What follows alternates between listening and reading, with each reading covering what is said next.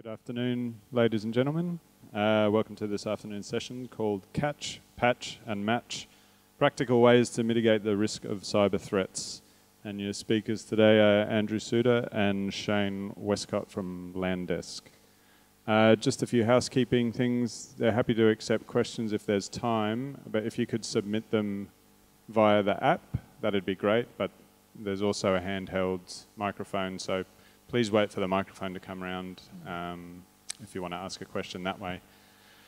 So Andrew has over 15 years experience in IT systems, security and service management, and has worked at companies such as Landesk, Dell, BMC, Symantec and Altiris in various pre-sales and management roles.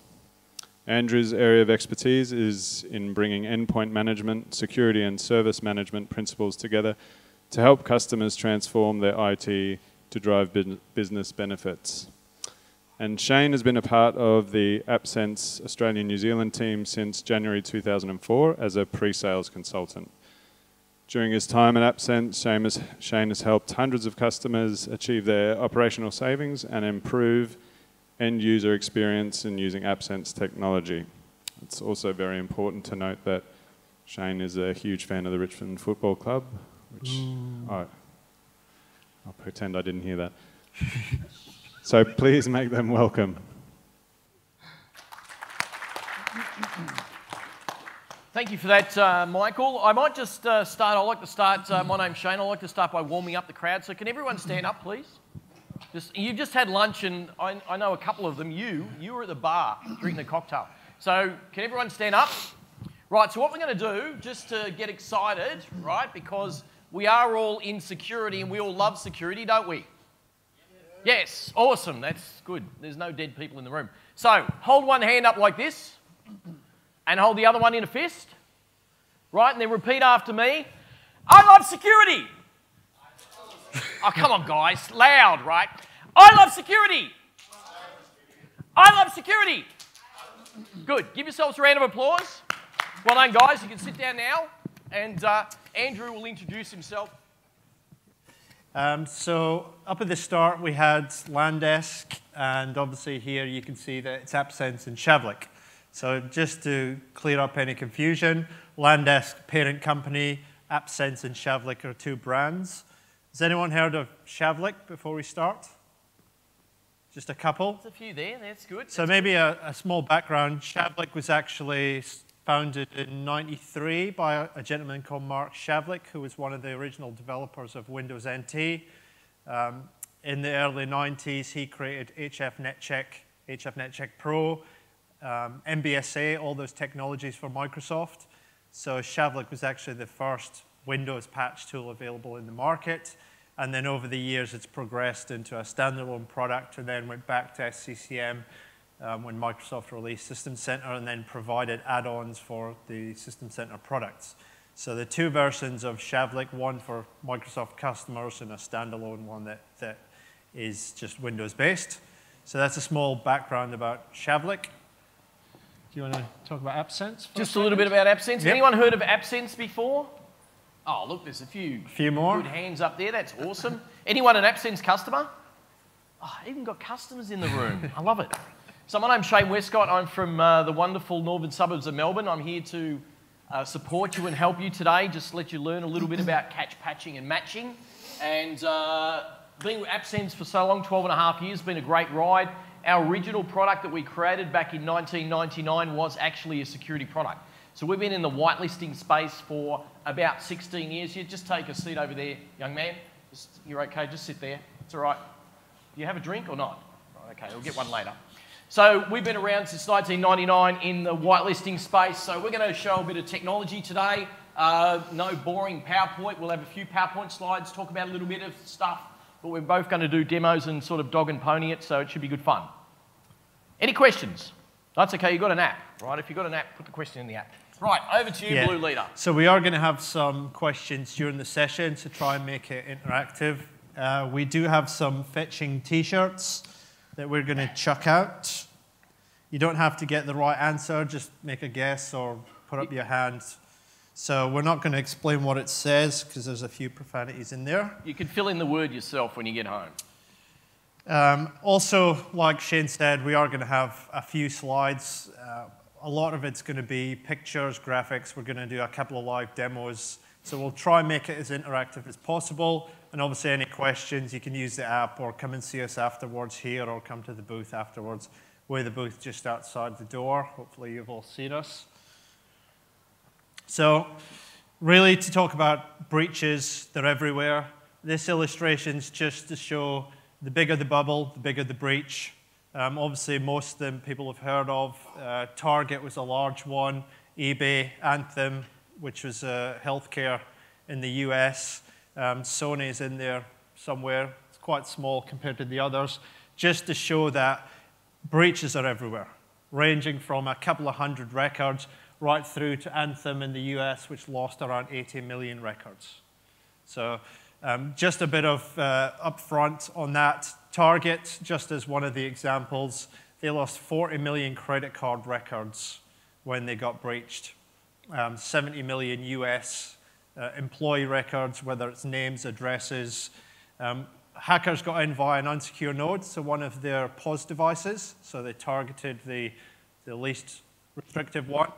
The device wasn't patched, so they get in via a vulnerability, and they installed Black POS onto the network. What Black POS did is then searched through and found credit card strings, copied all those to another point on the network that they had access to, and then they sucked everything out. So all that was a result of their endpoint machines and the POS devices, they hadn't patched them. So when we get to the patch part of catch, patch, and match, hopefully that will start to make some sense. You want to touch on the... Yeah, so the Hollywood Hospital one was interesting in that it really shut down their emergency department, which wasn't great, but they ended up paying 17 grand to get that fixed. Sometimes companies will just pay the money to CryptoLocker and those sort of companies to get those things done, and sometimes it's less operational hassle just to pay the hackers. One of the things the CryptoLocker guys have done since the time they started hacking people is be very responsive in the way that they unencrypt things when you pay the money. You pay the money, you get really good service. You can call their helpline, get your code, and then you uncrypt it and off you go. So they're very good at that. The other one, anyone heard of ransomware as a service before? A couple of people, awesome. It's a bit like affiliate marketing. So I could set up my own website, and when you hit my website, I'll download some CryptoLocker ransomware to you. It'll encrypt your PC. When you go and pay the BitLocker money to the guys who've encrypted your PC, I then get a cut of that money. So you can set up your own website, you can send out your own emails, and then you can have a revenue stream coming in from somebody else doing all the back-end work to try and encrypt your data. So quite bizarre, but that's the way things are working today. So types of data breach over time, this again is just to highlight what's going on. So hopefully you can see that the red line, which is the hacking, skimming, phishing, that's on the rise. More people are coming out with breaches, and all the rest, they are still there. Physical theft, accidental, all those types of things, but small in comparison to the main one that people are using to get in. Now, I always like to talk about most vulnerable. So for 2015, you can see here by the list that Adobe Flash almost released an update. I think it's 314, so almost one every day. So a lot of people say, well, I've got plenty of patch coverage, I'm using Microsoft, I've got all these, but Adobe, Apple, and Oracle are still the top three, and I think they've been the top three for the last 5 years. Browsers, Internet Explorer still up there, as people are all still on IE, but the rest are actually catching up quite quickly. So we would see probably next year that Google and Firefox are going to overtake IE. Now, costs of a data breach. Most people don't really take into account what the actual cost is once you've been breached. The thing about Australia is the new privacy amendment bill that's going to be released in the next 3 months, that's going to require that anyone with a turnover of $3 million has to publish all breaches and disclose everything. Up until now, everything's been self-regulated. If you've been breached, you don't have to tell anyone and hope no one finds out. Now everyone will have to disclose what's been breached. And some of the costs involved, for example, the Target example we spoke about earlier, out of those 80 million records or so, I think it's cost them to date $250 million in costs through a number of these things. Their insurance only covered $100 million. That $100 million was spent entirely on notifying end users that there was a breach. So they spent $100 million trying to tell 80 million people that your record was stolen. And the other $150 million is things like forensics, the loss of customers, being able to implement some policies and procedures to hopefully not happen again. So the cost far outweighs the initial what's stolen in the first place. So just some numbers before we get into catch, patch, and match. So 21 million Australians now are subscribed to a mobile service that includes an internet connection of some sort. So quite a large number. 3.8 million is just the average total cost of a breach. That's obviously inflated a bit because the large one's done in the US. $154 is the average cost of a stolen record when it's sold on the black market. 31% is the total percentage of that cost that's spent on the investigations and the forensics. And the one I like is the 30% of incidents are still related to human error. So users, no matter what system you've got and how secure it is, users are always going to cause issues, clicking on things they're not supposed to, opening emails they're not supposed to, going to websites they're not supposed to, whether they mean it or not. And hopefully as we go through the session, we'll show you some techniques that you can use to block these things. And the last one, I didn't have a stat for 2015, but in 2014, incidents reported to the ASDs just over 1,000. So not a lot compared to other regions, but that's because we're self-regulated and you didn't have to disclose anything. So I would imagine that number will jump up next year. So what's our population in Australia then? It's about 24 million or something? Yeah. So that tells me there's about 3 million babies in cribs that don't have a mobile phone. Everyone else has got one. It's about the only number there, I reckon. So let's get into the catch, patch, and match. So ways to mitigate the risk of cyber threats. And for that, I'm going to hand over to Shane to do the catch section. Right, so we're going to talk a little bit about catch. And when we talk about catch, these are all backed up and come from the ASD top 4. Everyone heard of the ASD? Yep, ASD, good hands everywhere, that's good. So Australian Signals Directorate, they used to be called DSD, they advise and defence and all those other government departments and commercial organisations on what you need to be doing to mitigate the risks from cyber threats. Their top 4 is basically patch your OS, patch your apps, do whitelisting, and then make sure that your privileges match the user's functions. So get rid of local admins. So that's where we're going through catch, patch, and match. So the first one is all about whitelisting. So quick question for people, and I'll close my eyes so I don't see people put up their hand. How many companies think about whitelisting but are concerned about the ongoing maintenance? Put your hand up. There's man in the front. There's only a few. I can catch a few out, that's all right. You got a guess? Okay, if you're that concerned, you can come up and get a T-shirt. Who put their hand up? Come up and get a T-shirt, no? I'll chuck one down. I'll chuck one down, there we go. Right, so the answer, of course, is everyone. So I was having a discussion with a guy at the stand earlier about ongoing maintenance of some of the traditional solutions that are out there for whitelisting. And whitelisting really is about what is your backup rule, how difficult is your backup rule to maintain. So when you look at malicious software and we're catching malicious software with whitelisting, we really need to look at the main challenge there, and really that's about the work to manage things, how quickly can we deploy it. If we've got a brownfield site, everyone know what a brownfield site is? It's a site with crap everywhere, just old sites, yep.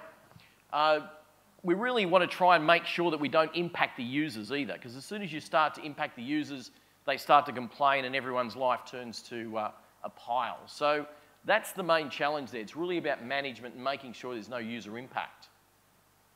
Solution really needs to be simple to implement and deploy. You've got to have a proven methodology that you can go out there and roll things out without impacting the users, and also make sure that once it's rolled out, the ongoing maintenance is as minimal as possible.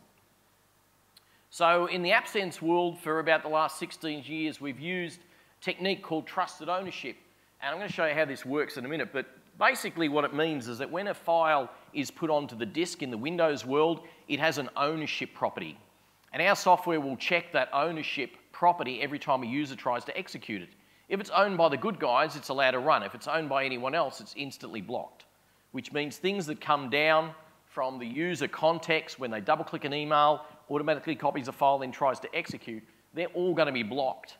So it's an easy and simple way to block 100% of unauthorized executables.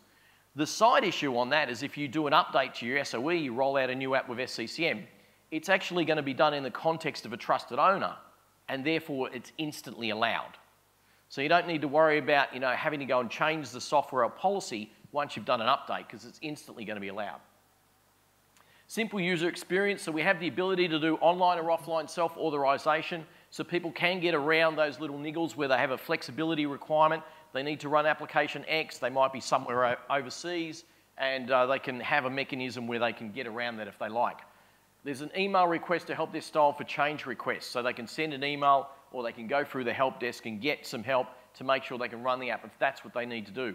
And you've got to have flexibility. You've got to have a number of ways of securing the environment, which we do. Admin management, proven scalability. So just here in our sunny state of Queensland, we've got a number of large government departments have deployed our software and using it for their whitelisting functionality. And there's another stack of government departments lined up ready to implement the same technology. We've done it roughly for probably 250,000 users around Australia and New Zealand over the last probably 4 or 5 years. And so we've got that background in that methodology. We know how to roll it out. We know how to do it in a flexible way. Lots of auditing as well. Everyone loves to audit. So we've got lots of capabilities for auditing. Now, let's do a bit of a demo. What could possibly go wrong? I've had a few parties like that in my place. Things do generally go wrong when the party looks like that. Right, let's pull that out. Yeah. I'll just go with this one. Okay.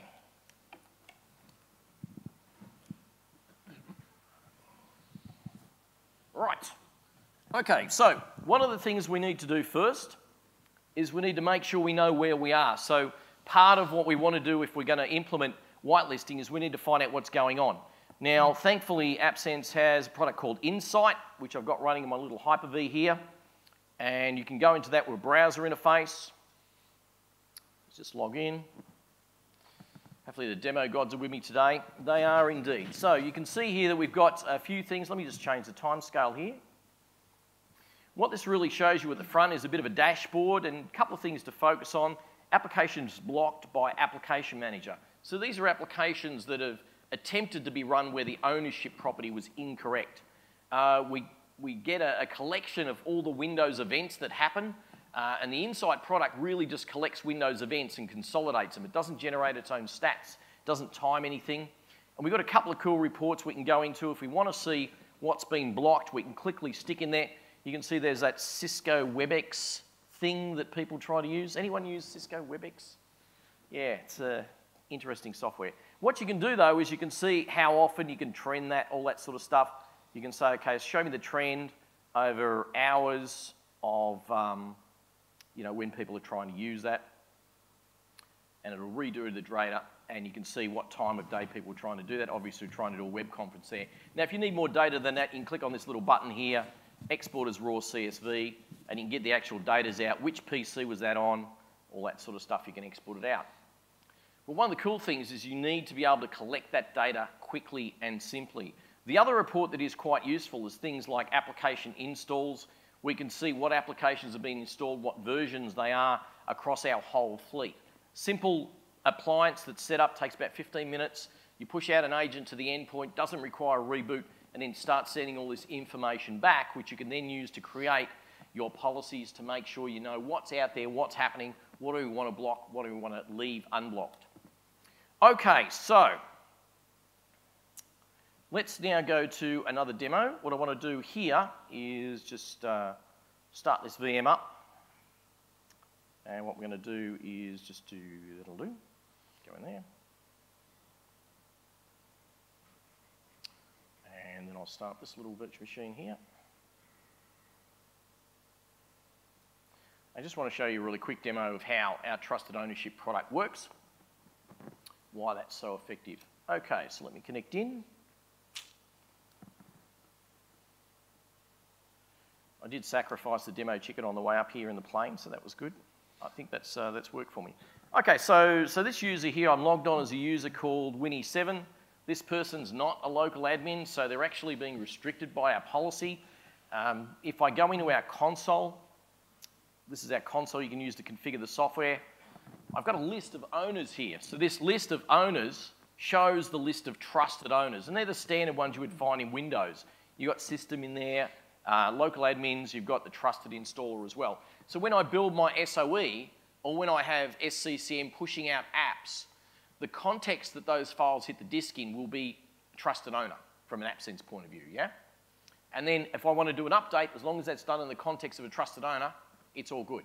As soon as a user tries to put a file on the disk, it's going to be owned by the user. If they're not in a list of trusted owner, instantly blocked. Does that make sense? Yeah? A few nodding heads out there, that's good. Okay, let me show you how this works. So if I go into my normal disk here, and do that, and that, what I can do here is run Internet Explorer, and of course that's off the default install, so that's going to run. If I go and check the properties on that file, what you'll see when we go Security, Advanced, Owner, is that's actually owned by the trusted installer. Looks like you can even read that almost. So the trusted installer is up there as the owner. But if I take that file, it's exactly the same file. Paste it out here, double click it, it's now instantly blocked. Now the reason for that, if I go and check the file, is go to Properties, Security, Advanced, Owner.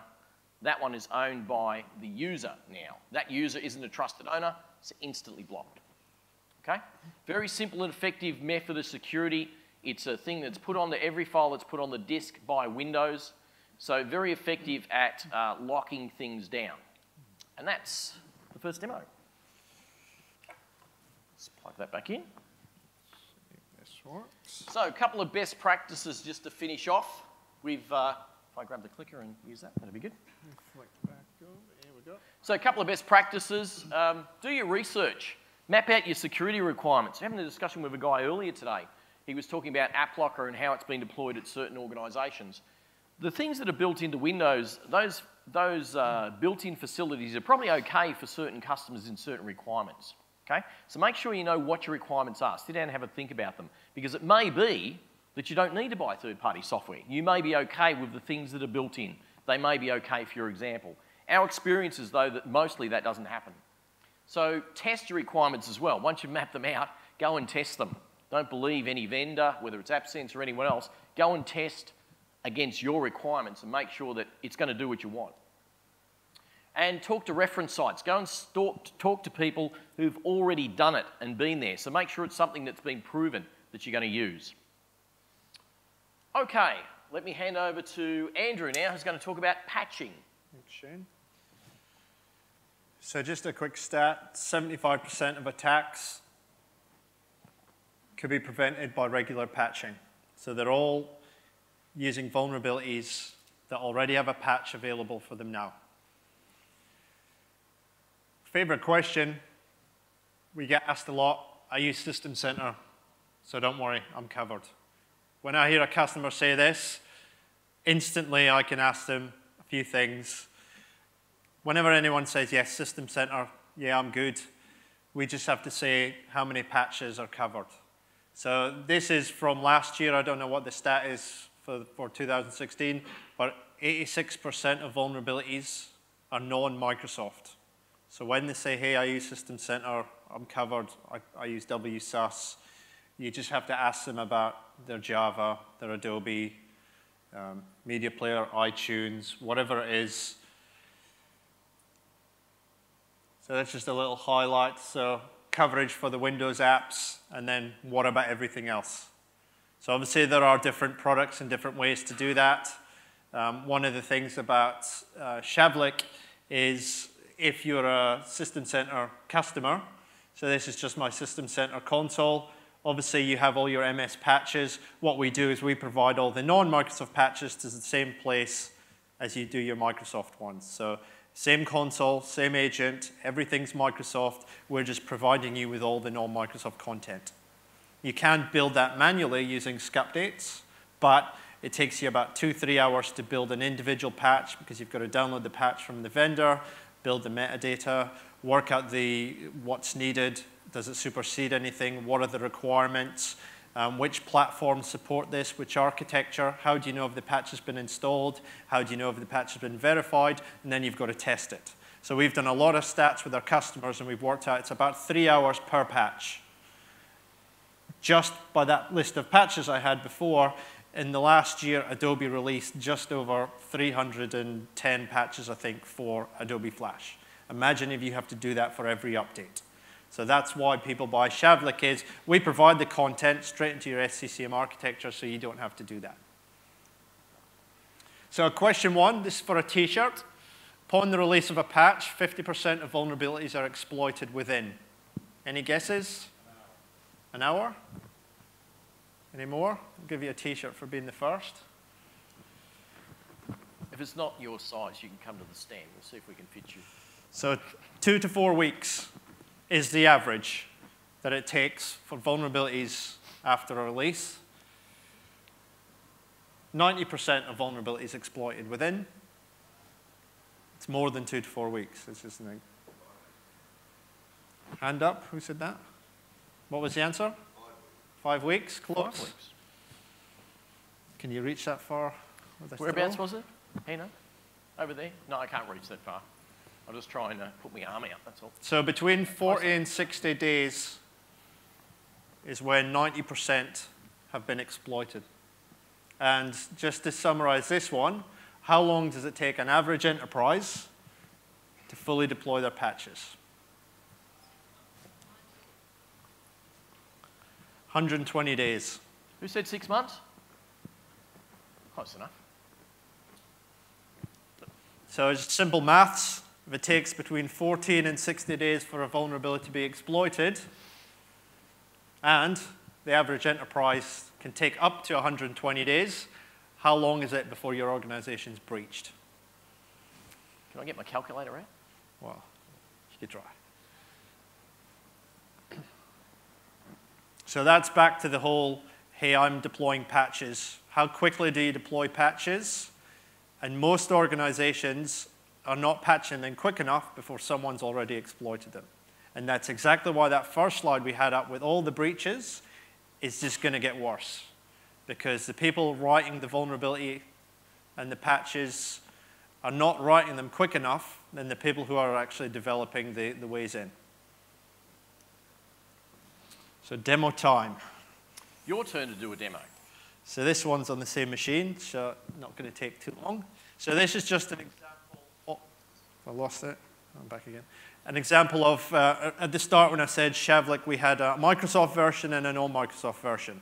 So what this does is this is the non-Microsoft version. It's very easy to see. Obviously, green is good, red is bad. So agentless can scan your machines, scan your data centers. It can deal with virtual machines that are offline templates. Comes back with nice, easy-to-read reports and graphs around. I obviously have an issue with a few of those machines, a lot more red than I have green. But from here, you can then deploy patches, all agentless. The other side to that is around the SCCM one. So again, my SCCM console, I can see from the same place as I manage my Microsoft patches. Just unlock. I can see all my non-Microsoft. So the only difference is now when I select a patch, I can see what the patch is. I can come in and define what patches I want. And then obviously when I select a patch, I just come and say publish. As soon as I say publish, let's do it now, that just moves it into my Microsoft patch cycle, sends it to WSUS, and then the SCCM agent does the deployment. Except I've saved you those 2 to 3 hours getting you the patch ready. Let me flick back over to my slide. So best practices before I hand back over to Shane for the match section. Treat the endpoint like you do the data center. So many times when we talk to customers, yes, we're patching. What are you patching? Our servers. What are you doing for endpoints? Oh, not much. So a lot of the breaches are coming from the endpoint because people know that they're the least secure. So users are one of the biggest risks to the organization. Don't give them that risk. Make sure those machines are patched because that's where the vulnerabilities occur. Manage your patches in 3 buckets. Service packs, then OS, and then apps. So get all your service packs done, because those are the ones that require a reboot after each service pack, so they take longest to do. And then do your operating systems, so all your Microsoft patches, get them dealt with. The one that most people don't do is the tier 1 and tier 2. So a lot of people don't have tiering systems, they'll just patch applications. But I always recommend that you get your critical ones done first and decide for you what's critical. Don't let the vendor tell you if it's critical or not. If you don't use it, it's not critical. And focus your applications on 50% on Java, because at the moment it's still the most common one out there. And then just over 20% Adobe, browsers, and the rest. And thirdly, implement patching as part of your overall security practice.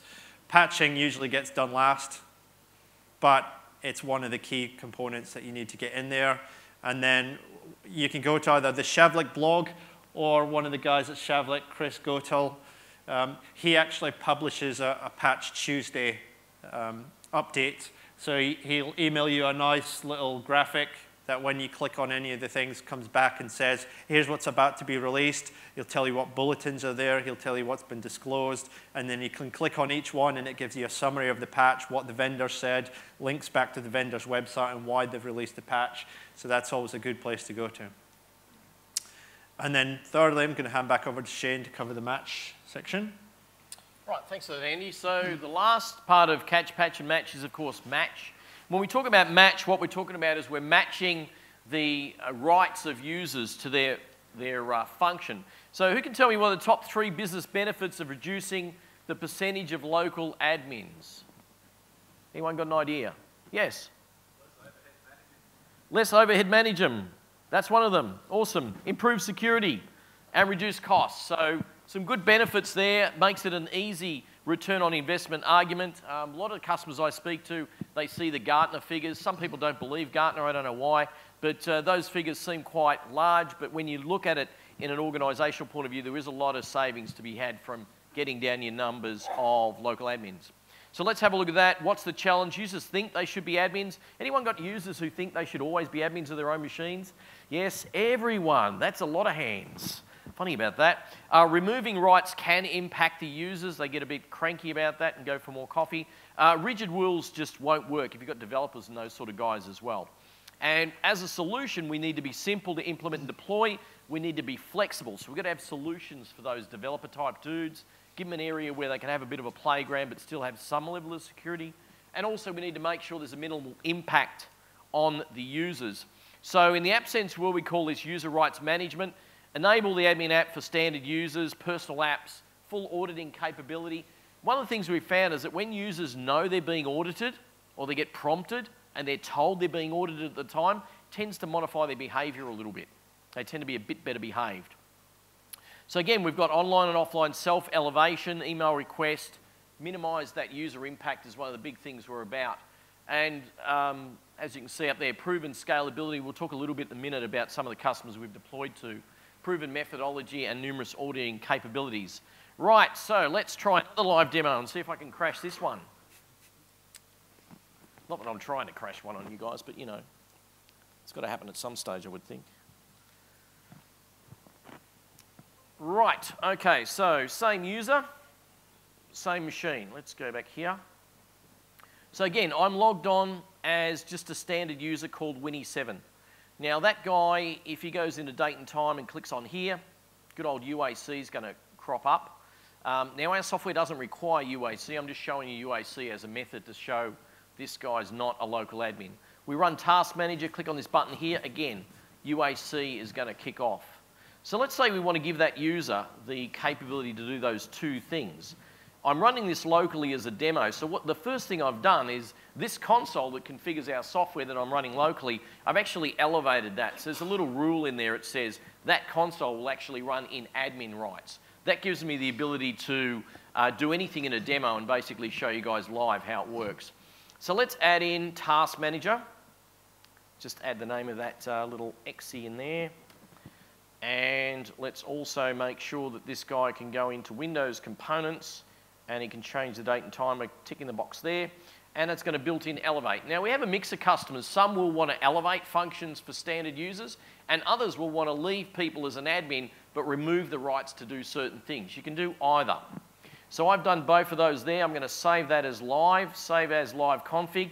Once that's saved live, that's instantly available, and if that user now clicks on that, that little piece of control panel now has an admin token, so it will run in admin mode. When I run Task Manager, that's going to get a full token, and you can see that's the full version of Task Manager. Now, things like Task Manager have a little backdoor up here, new task run. We can choose to pass the token through or not. By default, we don't, because it's quite dangerous to do that. In AppSense, there's always more than one way to skin a cat, so let me show you just quickly another way of doing the same sort of thing. Let me remove Task Manager and turn on what we call self-elevation. This gives the user the capability to make a decision, but again, when you let users make decisions, you need to let them know that they're going to be audited. So I've saved that away.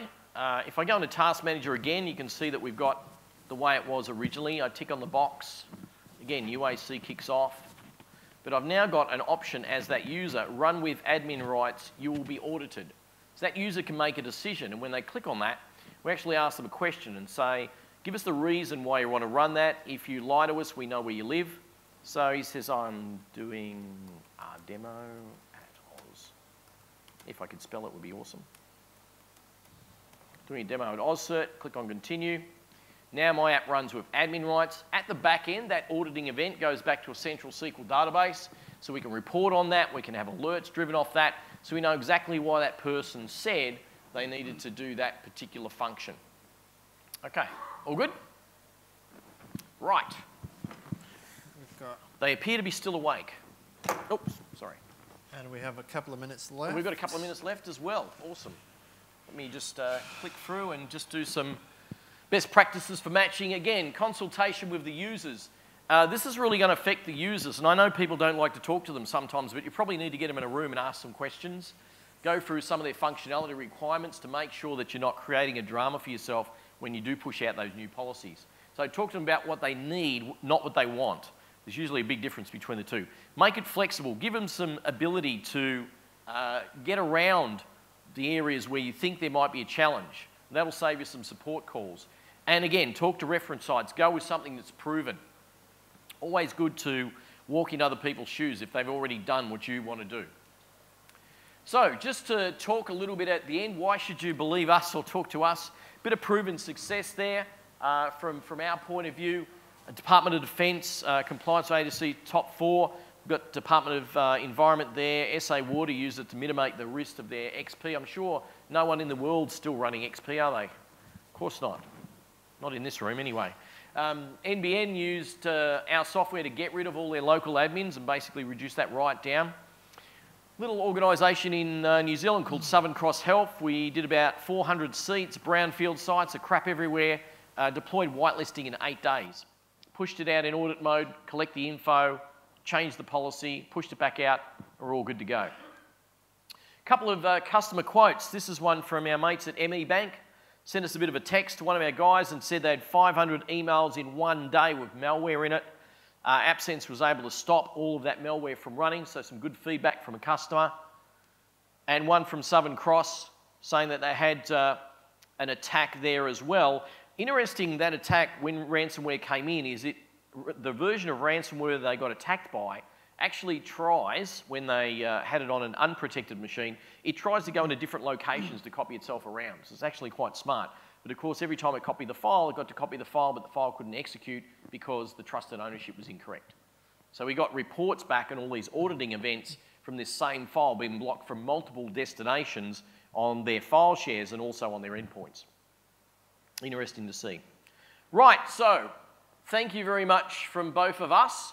We are just out there on the stand. If you would like to come and see us, say you've been at the presentation here, we're happy to give you one of our Shavlik mobile power banks you can take away with you. If you've got any questions, we're happy to take those.